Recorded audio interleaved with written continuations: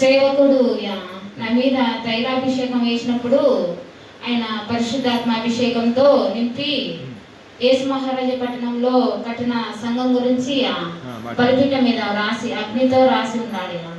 అక్కడ వచ్చేసి ఇది ఇక్కడ నేను సింహాసనం వేసి కూర్చున్నాను, ఇది నా స్థలము, 7 దీప స్తంభముల మధ్య నేను కట్టినది, 7 సంఘాలతో, 7 దూతలతో, 7 ఉరుములతో, 7 గుర్రములతో, 7 రథములతో నేను ఇక్కడ సింహాసనం వేసి కూర్చున్నాను అని.